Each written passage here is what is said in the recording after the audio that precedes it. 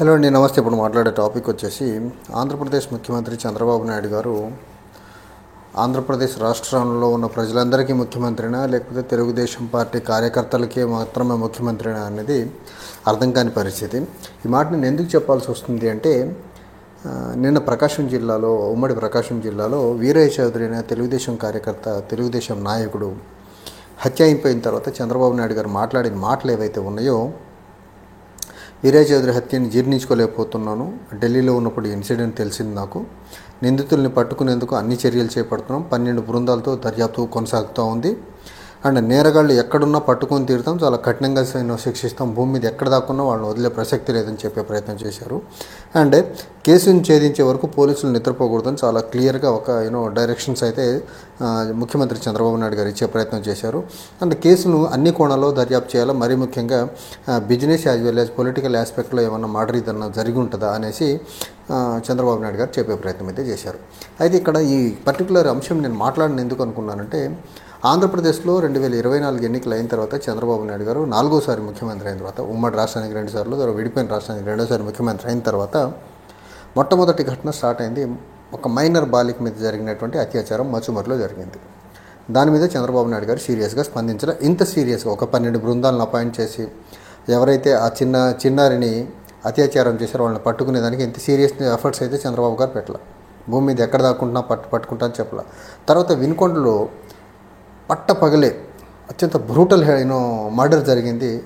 ముస్లిం యువకుడు రషీద్ అనే యువకుడిని చంపేశారు, అక్కడ మర్డర్ చేశారు. దాని మీద చంద్రబాబు నాయుడు గారి రక్తం మరగలేదు. చంద్రబాబు నాయుడు గారికి ఆంధ్రప్రదేశ్ ఒక హత్యా రాజకీయాల కేంద్రంగా మారిపోతుందని అప్పుడు అనిపించలేదు. అని చంద్రబాబు నాయుడు గారికి ఇలాంటి నిందితులను పట్టుకోవాలని అసలు అనిపించలేదు. మచ్చుమారి ఘటన వినుకొండ హత్య ఘటన జరిగినప్పుడు కానీ, తర్వాత చంద్రబాబు నాయుడు గారు ఆ కేసు గురించి కనీసంలో ఒక మాట మాట్లాడే ప్రయత్నం చేయలేకపోయారు. తర్వాత ఆంధ్రప్రదేశ్లో మహిళల మీద, బాలికల మీద వివిధ ప్రాంతాల్లో, వివిధ ప్లేసుల్లో అత్యాచారాలు జరిగినా ఎక్కడ చంద్రబాబు నాయుడు గారు మాట్లాడే ప్రయత్నం చేయలేదు. కానీ ఎప్పుడైతే టీడీపీ కార్యకర్త చనిపోయాడో, చంద్రబాబు నాయుడు గారిలో ఉన్నటువంటి ఆవేశం, ఆగ్రహం అవన్నీ కట్టలు తెంచుకుని బయటకు వచ్చిందంటే, చంద్రబాబు నాయుడు గారు పార్షియల్గా తెలుగుదేశం పార్టీ కోసం పనిచేసిన వాళ్ళ కోసం, లేకపోతే చంద్రబాబు నాయుడు గారు, ఇతను చనిపోయిన వ్యక్తి చంద్రబాబు నాయుడు గారు సొంత సామాజిక వర్గం. సో చంద్రబాబు నాయుడు గారికి సొంత సామాజిక వర్గానికి సంబంధించినటువంటి వ్యక్తి, అట్ ద సేమ్ టైం ఆయన టీడీపీ లీడర్. సో ఆయన సొంత పార్టీ, సొంత సామాజిక వర్గం వాళ్ళకు మర్డర్ జరిగితే మాత్రమే ఆంధ్రప్రదేశ్లో మర్డర్స్ జరిగినట్లు, హత్యలు జరిగినట్లు. మిగిలిన వాళ్ళు చనిపోతే చంద్రబాబు నాయుడు గారికి ముఖ్యమంత్రి హోదాలో ఉన్నప్పుడు కనీసం చీమ కొట్టినట్లు కూడా అనిపించట్లేదు అంటే, దీన్ని అసలు ఎలా చూడాలో అర్థం కాని పరిస్థితి. అండ్ ఇంకోటి, వెరీ రీసెంట్గా జరిగినటువంటి లాస్ట్ మంత్ జరిగినటువంటి పాస్టర్ ప్రవీణ్ హత్య. అసలు అది హత్యనా, యాక్సిడెంటా? పోలీసులు అయితే యాక్సిడెంట్ చెప్తున్నారు, కానీ క్రైస్తవ సంఘాలు ఏమో హత్య అని చెప్పే ప్రయత్నం చేస్తున్నాయి. దాని మీద కూడా చంద్రబాబు నాయుడు గారు ఇంత ఇంత సీరియస్గా ఎఫర్ట్స్ పెట్టి, అది యాక్సిడెంట్ అని క్రైస్తవ సంఘాలు చెప్తుంటే, క్రైస్తవ సంఘాలు కనీసం భరోసా ఇచ్చి, ఇది నిజంగా యాక్సిడెంట్ కాకపోతే నిందితులను పట్టుకునే దానికి ప్రభుత్వం ఎట్టి పరిస్థితుల్లో వెనకాడదని కనీసం భరోసా ఇచ్చే ప్రయత్నం కూడా చంద్రబాబు నాయుడు గారు చేయలేకపోయారు. అంటే చంద్రబాబు నాయుడు గారికి సొంత సామాజిక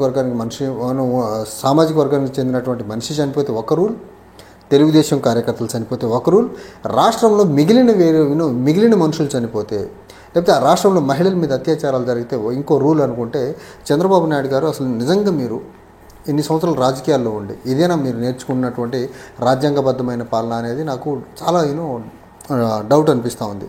అండ్ చంద్రబాబు నాయుడు గారు టైమ్ అండ్ అగైన్ చెప్పేది హత్య రాజకీయాలను సహించను అని చెప్తుంటారు. ఈయన ముఖ్యమంత్రి అయిన తర్వాత ఆంధ్రప్రదేశ్లో సీరియల్ మేనర్లో జరుగుతున్నటువంటి హత్యల గురించి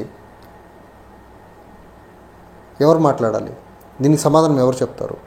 నిజంగా చంద్రబాబు నాయుడు గారు మీరు అంత గ్రేటర్ అడ్మినిస్ట్రేటర్ అయితే, మీరు పరిపాలన చేస్తున్నప్పుడు, మీరు ముఖ్యమంత్రిగా ఉన్నప్పుడు ఇలా వన్ ఆఫ్టర్ ది అదర్ ఆఖరికి మీ పార్టీ, మీ సొంత సామాజిక వర్గానికి సంబంధించినటువంటి వ్యక్తిని కూడా హత్యల నుంచి కాపాడలేకపోతున్నారంటే, మీరు ఏ పార్టీ సీరియస్ అడ్మినిస్ట్రేటర్ అనుకోవాలి? అసలు మీరు నిజంగా అంత సీనియర్ అంత serious administration levels or capacity ఉండుంటే, నిజంగా ఆంధ్రప్రదేశ్లో ఇలాంటి దుర్ఘటనలు టైమ్ అండ్ అగైన్ జరుగుతూ ఉండే.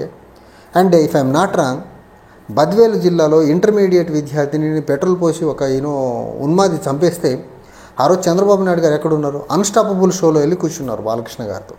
ఇది చంద్రబాబు నాయుడు గారి seriousness towards maintaining law and order in Andhra Pradesh. And law and order absolutely Chandrababu Naidu గారి చేతిలోనే ఉంది.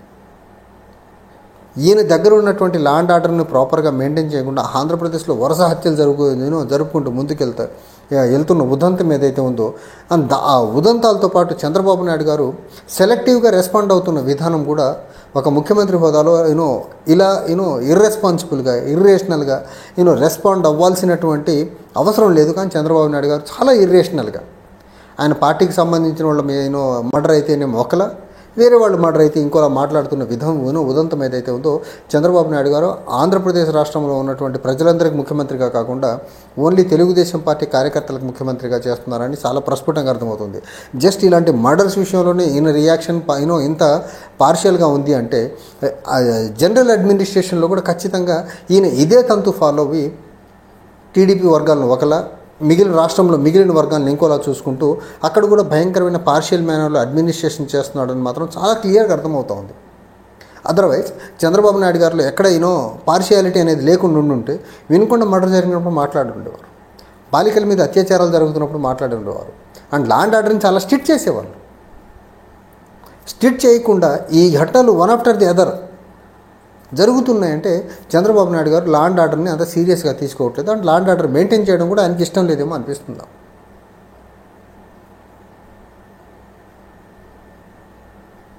అంటే చంద్రబాబు నాయుడు గారు విధానాలు ఎలా ఉన్నాయంటే చాలా క్లియర్ అండ్ కేటగారికల్గా ఒక సెలెక్టివ్ ఐసోలేషన్ మాత్రం ఆంధ్రప్రదేశ్ అడ్మినిస్ట్రేషన్లో జరుగుతూ ఉంది.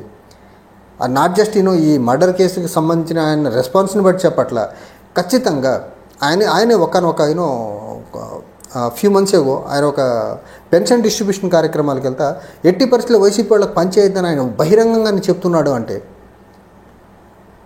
₹1 ఫేవర్ కూడా వైసీపీ వాళ్ళకి జరగకూడదు వెల్ఫేర్ పరంగా అంటే చంద్రబాబు నాయుడు గారు బ్యాలెన్స్డ్గా ఎక్కడ పరిపాలిస్తున్నాడు, మోస్ట్ ఇంబ్యాలెన్స్డ్గా పరిపాలిస్తున్నాడు చాలా క్లియర్గా అర్థమవుతుంది కదా. ఈ మర్డర్ కేసుల్లో రెస్పాండ్ అవుతున్న విధానం అవనండి, వైసీపీ వాళ్ళకి పనులు చేయొద్దని డైరెక్ట్గా పబ్లిక్ మీటింగ్లో హుకుం జారీ చేయడం అవనివ్వండి, ఇవన్నీ చూస్తూ ఉంటే చంద్రబాబు నాయుడు గారు నిజంగా బ్యాలెన్స్ ఆఫ్ మైండ్ కోల్పోయి మాట్లాడుతున్నారేమో అనిపిస్తుంది నాకు. అండ్ ఇలాంటి వ్యక్తిని ఇంత పార్షియల్గా పనిచేస్తున్నటువంటి వ్యక్తిని పట్టుకొని విజనరీ అనేసి కితాబ్ ఇస్తే ప్రయత్నం చేస్తుంటారు ఈ పచ్చబ్యాచోళ్ళు. విజనరీ అనే వ్యక్తి ఒక మర్డర్కి ఒకలా, ఇంకో మర్డర్కి ఇంకోలా స్పందించరు, అన్ని మర్డర్లను ఒకేలా చూస్తారు, అందరూ నిందితుల్ని ఈక్వల్గా పట్టుకొని శిక్షించే ప్రయత్నం చేసేవాళ్ళు. కానీ టీడీపీ వాళ్ళకి సంబంధించినటువంటి హత్య జరిగినప్పుడు ఒకలా, మిగిలిన వాళ్ళ హత్య జరిగినప్పుడు ఇంకోలా స్పందించేవారు కాదు. అంటే వెల్ఫేర్ విషయానికి వచ్చేసరికి టీడీపీ వాళ్ళకి ఇవ్వాలి, వైసీపీ వాళ్ళకి ఇవ్వకూడదు అని ఇంత ఇర్రేషనల్గా ఒక ముఖ్యమంత్రి స్థాయిలో అంత సీనియర్ మోస్ట్ లీడర్ మాట్లాడాల్సిన మాటలు కావు. కానీ ఇలా మాట్లాడుతున్నారు అంటే చాలా క్లియర్గా చంద్రబాబు నాయుడు గారు కంప్లీట్గా ఒక రాజ్యాంగబద్ధ పాలన కాకుండా ఆయనకు నచ్చినట్టుగా ఆయన ఒక నెపోటిజం మేనర్లో పరిపాలన చేస్తున్నారనేది మాత్రం చాలా క్లియర్గా అర్థమవుతుంది. Thank you.